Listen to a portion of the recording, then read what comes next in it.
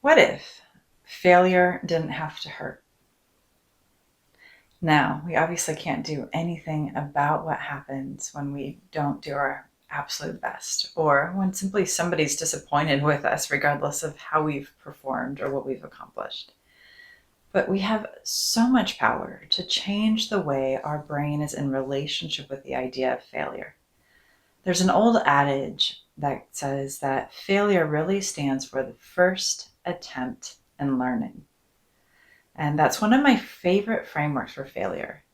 Because you see, we are actually biologically hardwired to make mistakes. Our brain actually has a specific brain wave in it, in the information processing sequence, that is designed to go through the roof when we make a mistake so that our brain remembers it and helps us not do that same thing again.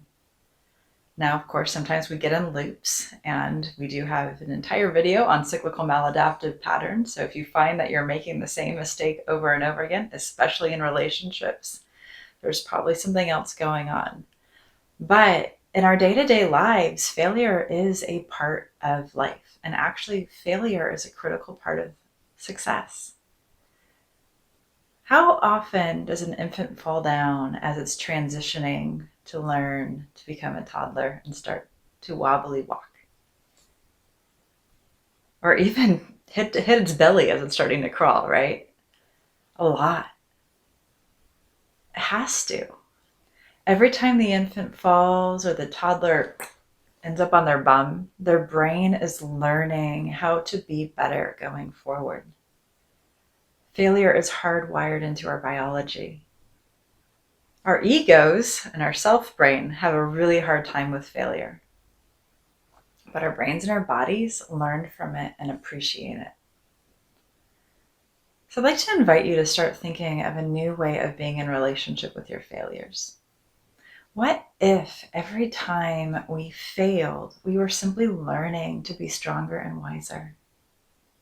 What if failure was just a way to ensure that we were learning what we needed to learn, rather than it being a part of our core identity? Because in truth, that's all it is. When we fail, if we give ourselves permission to lean in with curiosity and learn about the failure holds no more power than a book of libraries does over our identity of self. A book of libraries simply is a wealth of knowledge waiting to be experienced.